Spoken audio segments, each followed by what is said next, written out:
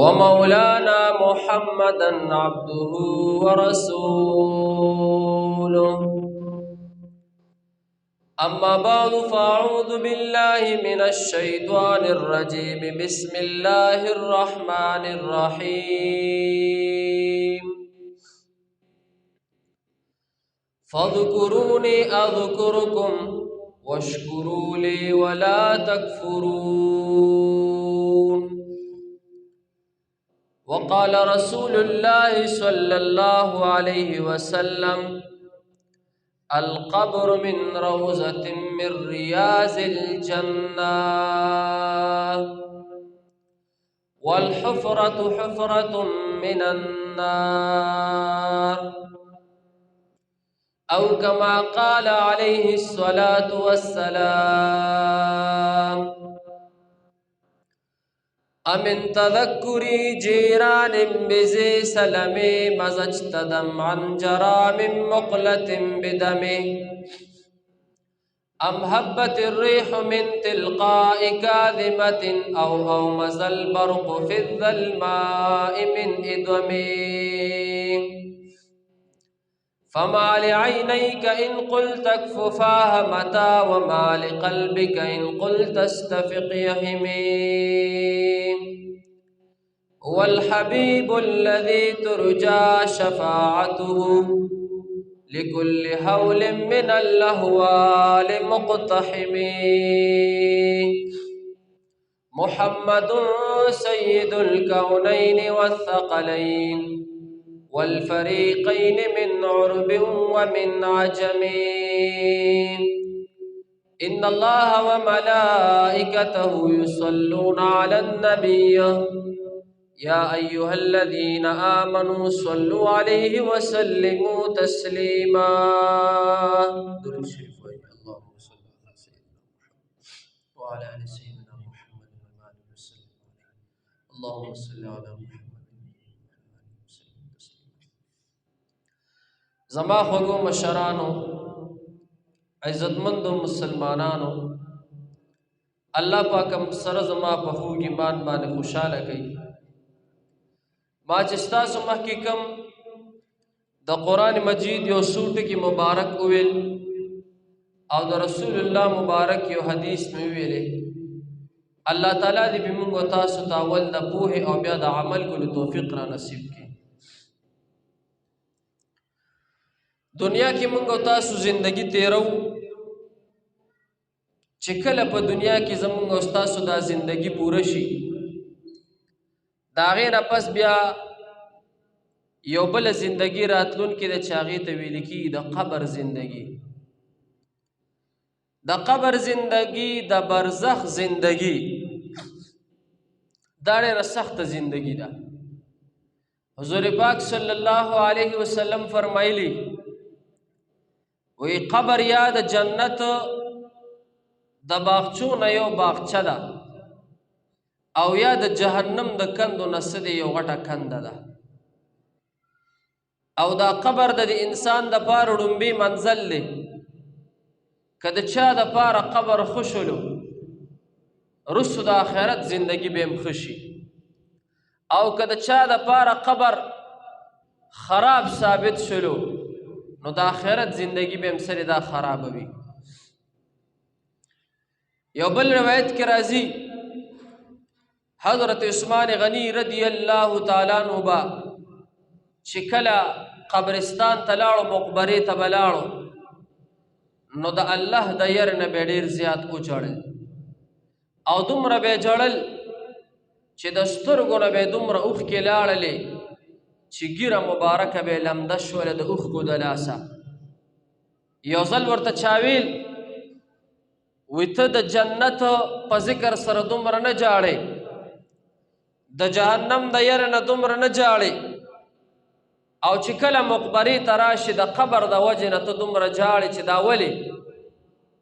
حضرت عثمان غنی رضی الله تعالی عنہ ورته ویل وی دا قبر ول دا ړومبي منزل دی، او که دا قبر زما د پاره ښه ثابت شلو، نو وروستې زندګي به مې ښه وي، او که قبر زما د پاره خراب ثابت شلو، نو وروستو زندگی به مې خرابوي. د قبر عذاب دا شته دی په دنیا کې هم الله پاک سے د بعضې موقعو کې ښودلي د قبر عذاب.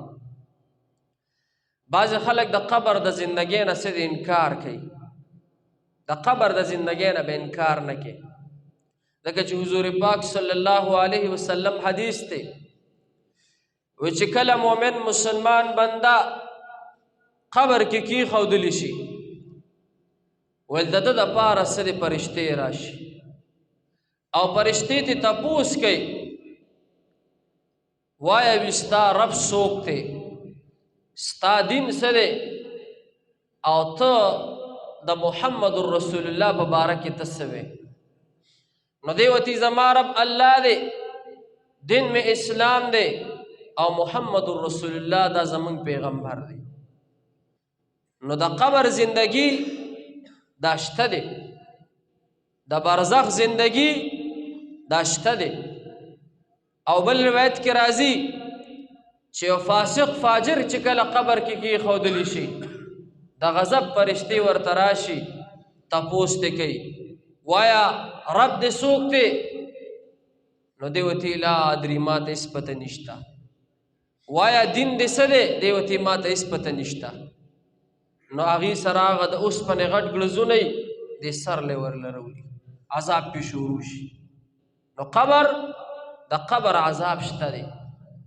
او حضور پاک صلی الله علیه وسلم یو ځلې په یو مقبره باندې تېرېدو، ورسره نور صحابه کرام هم موجودو.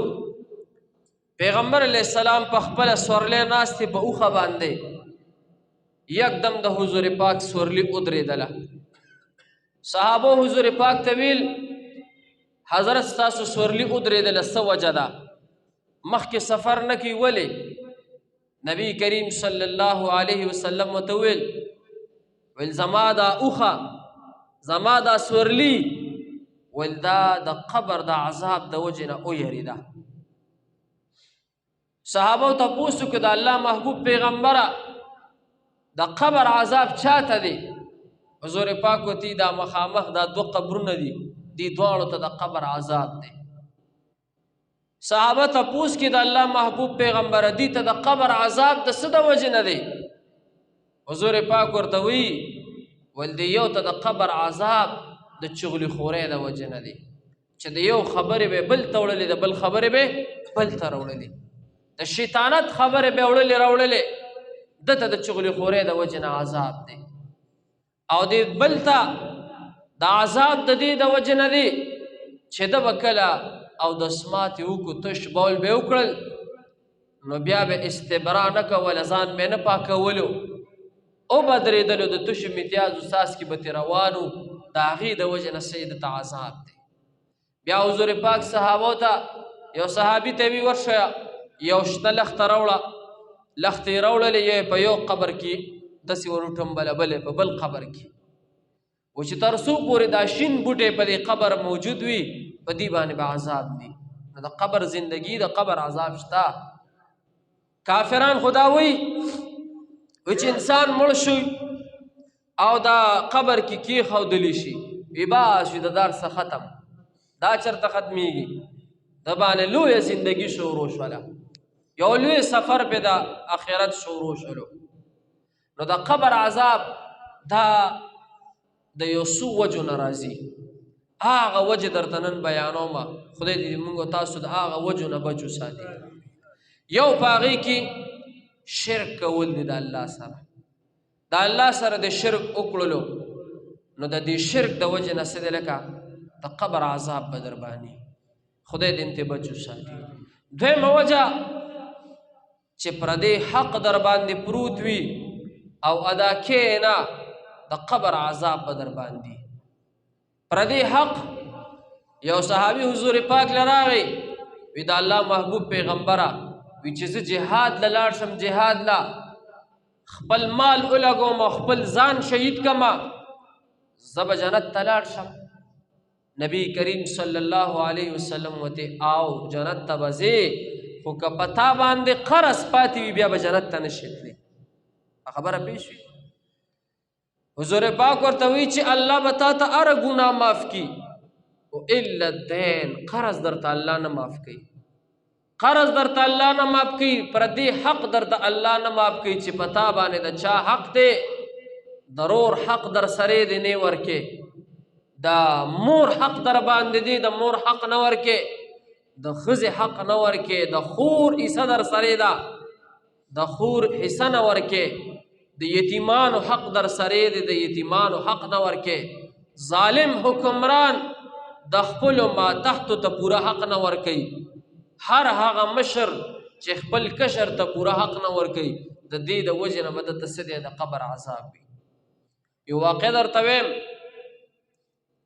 لږ متوجه ورته کښېنئ. شیخ صاحب یو ځلې دا واقع بیانوله، و یو ډېر لوی عالم، یو ډېر لوی شیخ الحدیث، یو ډېر لوی بزرګ سړی چې د دین اسلام د قرآن د حدیثو ډېر لوی خدمت یې کړی او خلکو ته ډېر لوی خیر رسولو، د الله د دین به پرچار ډېر کولو. یو ځلې دقه شیخ الحدیث دا عالم دا بزرګ ویل د ده جامې اوشلېدلې، نستوڼې اوشلېدو، وی ده په کور کې وي چې ما له ستن تار راکې چې زه پې دا جامې وګنډم. یاره له دا جامې څوک وګنډی؟ و چې کور کې طالع شو کو ستن تار موجود نو، ستن تار ورکره کور کې نو. بیا د هغې نه پس یو بچي ته یې وی چې لاړ شه ګاونډیانو کره او د ګاونډیانو نه ستن تار راوړه، ستن راوړه. هغه ماشوم بچی چې ګاونډیانو کره لاړو، ستن یې راوړله، پلار له یې ورکړله، بابا دا واخله ستن. بابا ناست دی، د عالم ناست دی، د خپل نستوڼې وګنډلو، بیا یې هغه ستن واغستله او په المارۍ کې کېښودله، واپس یې ګاونډي ته یې ونړه. نن سبا همداسې خلک شته که نه، شیز به درنه واخلي بیا به در لړه پوخ کي، بیا به ورته ته که چاله دې قرض ورکو ته په خوشحالۍ به یې ورله ورکي، بیا به در لړه پوخ کي، وي به ورسره ونه به یې درکوي، چیني نو بیا هم څه خبره، او چې وي ورسره ونه یې درکوي درله دا ظلم دی. نو هغه عالم چې دا ستنې راوړله او په المارۍ کې کېښودله، چې کله دا عالم دا وفات شو نو خپل یو شاګرد هغه شاګرد د الله نه سوال کوي، وی ربه ما ته د دې خپل استاز دیدار راته په خوب کې وکړي چې زه خپل استاز ووینم. نو دې شاګرد دا سوال کولو د الله نه چې ما ته د خپل استاز دیدار وکړه. د شپې له چې دی دا شاګرد دا خپل استاز په خوب کې ویني. دا کم استاز؟ دا چې چا دا ستن راوړی و د ګاونډي نو بیا نه ورکړی. چې وی کتل استاز داسې په یو غاټ میدان کې ولاړ دی او سخته ګرمۍ کې ولاړ دی او خولې پې راماتې دي، په بدن لباس نشته او په سخت تکلیف کې ولاړ دی. نو دا شاګرد ته په دې خوب کې وی استاد جي ته خو زمونږ استاز وی، تا خو د دین اسلام ډېر لوی خدمت کړی، دا ته نن په عذاب کې ولې په دې سخته ګرمۍ کې ولې ولاړې، دا خولې در باندې ولې راماتې دي؟ نو استاد ورته وی بچیا د ګاونډیانو نه مې یوه ستن راغستې وه او د جامو د ګنډلو دپاره، خو هغه ستن مې واپس کړې نه ده. او دې شاګرد ته وی چې کله سهار شي وی زما کور ته به لاړ شي او هغه ستن به راوالې او هغه به څه دی دې ګاونډیانو کره ورکړي او ورته به ووایي چې زمونږ د استاز معاف که، ستاسو ستنې لیټ کړله. دا شاګرد چې څنګه سهار د خوبه پاڅېدو نو لاړو له فورا د هغه استاز کور ته، د استاز د کور دروازې وټکوله او ورته وی ستاسو کره څه دی په المارۍ کې یوه ستن پرته ده، د هغې د وجې نه چې دی ستاسو پلار په عذاب کې ګرفتار دی، راکه چې دا ستن دی ګاونډیانو ته حواله کړم. هغه ستن یې راواغستله، شاګرد یې وړله ګاونډیانو ته یې ورکړله، ورته وي دا واله ستاسو ستن چې زما استاز د ستاسو نه وړې وه او د هغې د وجې نه زما د استاز ته څه د عذاب و، لحاظه تاسو دا ستن واخلئ چې زما د استاز نه عذاب لرې شي. هغه ستنې وله ورکړله چې شپېلې په خوب کې د خپل استاز ولیدلو د جنت په محلاتو کې په باغاتو کې ګرځېدو. شاګرد ته تپوس کوي استاد نن خو ته شان بدل دی، نن خو ته څه دی په محلاتو په جنتونو کې ګرځې. دی ورته وي بچیا وي تا زما هغه حق ادا کړلو، هغه ستن چې په ما باندې د ګاونډي قرض پورې وه هغه دې ادا کړله، هغه دې ورکړله، نو الله تعالی زما نه عذاب لرې کړلو.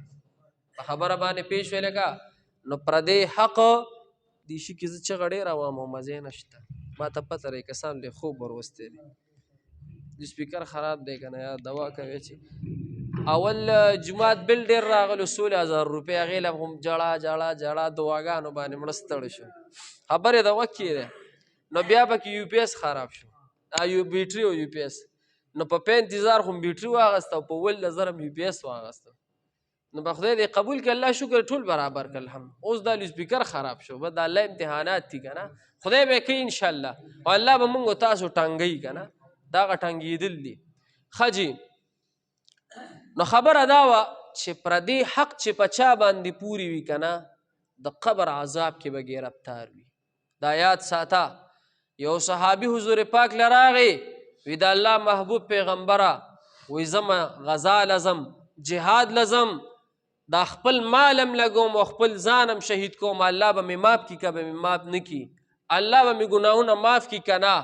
حضور پاک ورته او الله به دې ګناهونه معاف کي، او که پردې قرض در باندې د پردې حق در باندې پاتې وي، چا نه دې غلا کړي، چا نه دې ډاکه والي، چا نه څه په دوکه د هر څه لحاظ سره هغه پردې حق درته الله نه معاف کوي. اوس به تاسو پردې حق پکې الله ولې نه معاف کوي؟ عبادت ته نه دی کړی، مونځ او دس ته نه دی کړی، د مونځ او دس تعلق د چا سره د الله سره، او د پردې حق د پیسو تعلق خو د بنده سره. چې بنده دې معاف کی نو الله به دې معاف کی، چې بنده دې نه معاف کی الله دې سره لکه نه معاف کی. دا یاد ساته جی. نو دا د قبر عذاب یو سبب څه دی لکه هغه دا دی چې د الله سره شرک کول. دویم نمبر سبب د قبر د عذاب څه دی لکه هغه پردې حق ایثارول، چې پردې حق دې څه دی لکه په ځان ایثار کړي وي که نه الله دې نه معاف کوي. دا یاد ساته جی. یو بله دا ورجي دا قبر زندگی ښایسته کیږي په څه باندې؟ دا په نیکو اعمالو باندې ښایسته کیږي. د دې سوات یو والي تیر شوی د مشرانو ته به پته والي د سوات والي ډېر مالداره مو، او د سوات والي چې و که نه نو د ځان له په ژوندانه باندې په زندګۍ کې څه دی ځان دپاره یو قبر تیار کړو. قبر به یې داسې تیار کړو، دا قبر چې یې کنولو په مزدورانو باندې ځان ته پکې سنگي مرمر او ټیلونه او ماربلې لګولې وي، د بجلی انتظام یې پکې ځان ته کړو، او روزانه به څه دی روزانه به خلک راوستل، علما به هم راوستل، طلبا به هم راوستل، وي تاسو دې قبر کې کښېنه دې کې تلاوت وکړئ چې دا برکتي شي، چې داسې شي لکه برکتي شي. زمونږ د شیخ صاحب پلار او حاجي محمد امین رحمت الله علیه د عمرزو دا دواړه یې وغوښتل، دې ته یې وې تاسو راشئ، نو دې دواړه ورله ملاقات ته تللي، نو دې ته مې وې دې قبر ته لږ ورکوشئ، دې کې لږ تلاوت وکړئ چې دا برکتي شي. حاجي محمد امین رحمت الله علیه ورته وی قبر د پردو تلاوتونو باندې مه برکتي کوه، ځان برکتي کا، ځان قبر ته تیار کا، ځان قبر ته تیار کا. هغه د سوات والی وی داسې ګوته په خوله کې ونیوله چې دا ده راته څه وویل چې دا خپل ځان قبر ته تیار کا. وی د هغې نه پسې بیا هغه بجلي مجلي هغه هر څه یې کټ کړل چې زه به خپل نیک اعمال شروع کړم. وی حاجي محمد امین رحمت الله علیه ته وی چې وایه زه څه داسې کار شروع کړم چې الله مې معاف کړي او الله مې ګناهونه معاف کړي او الله مې خپل خوښ بنده جوړ کړي. حاجي صاحب ورته وی چې علم شروع که، علم د الله دین زده که او د الله دین خور که. په بوډاوالي کې څه دی لکه هغه د سوات والی چې دی نو د الله تعالی د دین هغه د کتابونو او د حدیثونو هغه زده کړه شروع کړله. نو هلکه قبر به ښایسته کې ځان ته په څه باندې لکه په نیکو اعمالو باندې په خبره باندې پوه شوې. نو د قبر عذاب یو سبب څه دی لکه شرک کول دی. دویم نمبر سبب یې څه دی لکه پردې حق در باندې پاتې وي که نه پردې حق، نو الله دې څه دی لکه نه بخي. دا یاد ساته جي. او د قبر عذاب څه دی لکه بل سبب چې دی لکه هغه وره هغه د مور پلار نافرمانی ده. د چا لکه د مور پلار نافرمانی ده. چې کم سړی د مور پلار نافرمانه دی، مور پلار ته کنزل کوي، مور پلار ته ستغې سپورې وي، دا سړی به هم سره د قبر زندگی دا به ټوله په عذاب کې وي. چې د کم سړی د قبر زندگی په عذاب کې شوله، آخرت هم تباه و برباد دی. دا یاد ساته جی. یو حدیث مبارک درته وایم جی، نبی کریم صلی الله علیه وسلم په زمانه کې یو ځوان او هغه ځوان چې دی هغه وفات کېدو. چې وفات کېدو نو په خوله باندې کلمه نه راتله. صحابه ورته ناست یو ورته څه دي کلمه وایي، خو د سړي په خوله باندې کلمه نه راتلله. هلکې دام د قیامت علامات دي. پخوا چې به سړی مړ کېدون ویې لکه راشه سوره یاسین ورته ووایه. زه دې ته حیران یم، اوس خو دا شی نشته، لکه اوس دا زنکدن نشته. لکه هغه به چې د سړي زنکدن شروع شو، د زنانه به زنکدن شروع شو، نو دا خلک به ورته ګیر چاپېره کېناستل او د سوره یاسین تلاوت به ورته کو. هغه نه به په تلاوت کې ساه ووتله. اوس شی به الټه دی وروره. اوس چې سړی خبرېږي وي د زړه اټیک ورته وشو، وي د سر رګې وشلېدو، هغه زنکدن ختم شوی دی. یار تاسو ورته اورېدلی دي چې لکه د پلانکي زنکدن شروع دی؟ موږ هسې واړو، زمونږ په ګاونډ کې یو مشر مړ کېدو، او ما ته اوس هم یاد دي، درېیم څلورم کې وو، موږ ډېر واړو. نو موږ کره زنانه راغلې د هغې د کور، او مور ته مې وي د ختم سپارې راکړه. وایي بابا مړ کېږي، وایي ژبې بار روتې ده، وایي ژبې بار روتې ده، بابا مړ کېږي، زنکدن یې شروع دی. ما ته اوس هم هغه یاد، زه هم داسې لاړم مور سره، او ښځې ورته ټولې زنانه ورته ناستې دي، تلاوت ورته کوي. د هغه دومره سخت حالت و که نه چې ژبې بار روتې وه، ژبې بار روتې وه، چې یو سړي ژبه بار روځي که نه د زنکدن په ټیم کې، خو بس غرق دی که نه. او چې دوی ورته تلاوت شروع کو، د سوره یاسین د قرآن تلاوت شروع کو، ته به وایې دا ژبه ورله څوک په دې لاسو باندې دننه کوي، او د هغه نه د هغه تلاوت په ټیم کې څه ووتله. په خبره باندې پوه شوې؟ لکه نو اوس هغه شیم ختم دی، لکه د زنکدن هغه حالت هغه اوس ختم شوی دی. تاسو د څه سوچ شته که نشته؟ نشته. اوس تاسو چېرته اورېدلي لکه چې د پلانکي زنکدن شروع د راشي لکه تلاوت ورته وکړو؟ خدای دې رحم وکړي جي. ځکه چې حضور پاک وي چا نه چې د زنکدن په ټیم کې چې چا توبه وویستله، لا اله الا الله محمد رسول الله، وي دا سړی وي جنتي دی. هغه نعمت څه دی؟ لکه هغه ګورې خدای موږ نه اخیستی دی، یا الله دې اسانه کړي جي. نو د حضور پاک صلی الله علیه وسلم په زمانه کې یو کس زنکدن شروع، ځوان هلک و، صحابه ورته ناستي، تلاوت ورته کوي، ورته وایي کلمه ووایه، خو د هغه په خوله باندې کلمه نه راځي. پیغمبر علیه السلام له خبر لاړو چې حضرت پلانکې سړی وفات کېږي، په خولې کلمه نه راځي، تاسو لږ راشئ. حضور پاک صلی الله علیه وسلم چې راغی، چې ویې کتل د سړي زنکدن شروع دی، پیغمبر علیه السلام ورته وایي کلمه ووایه، د په خوله باندې کلمه نه راځي. حضور پاک دې نور صحابو ته وایي د ده نه مور پلار خفه خو نه دي، چاوتي حضرت مور ته خفه ده، وي بوډۍ مور دی مور ته خفه ده. پیغمبر علیه السلام ورله مور پسې سوال جواب وکړو، وي ستا دا زوی په عذاب کې دی، کلمې نه نصیب کېږي، زنکدن یې شروع دی، ته معاف کې او که نه معاف کې. که تا معاف کړلو په خوله به کلمه راشي، او که تا معاف نه کړلو په خولې کلمه نه راځي. بوډۍ ورته وایي ما له ډېر اړه چولې دی، زه ډېره خفه کړې ما، زه د خپل زوی نه معاف کوم. پیغمبر علیه السلام صحابو ته وي لاړ شئ خشاک راوړئ. خشاک بوډۍ پیغمبر علیه السلام ته وایي حضرت په خشاک باندې څه کوې؟ وي خشاک د دې دپاره راټولوم چې ته د خپل زوی نه معاف کې، بس موږ به ورته دلته دا خشاک کېږدو، دې ځای نه به اوسېږو، دلته نه به ورته څه د عذاب سټارټ شي.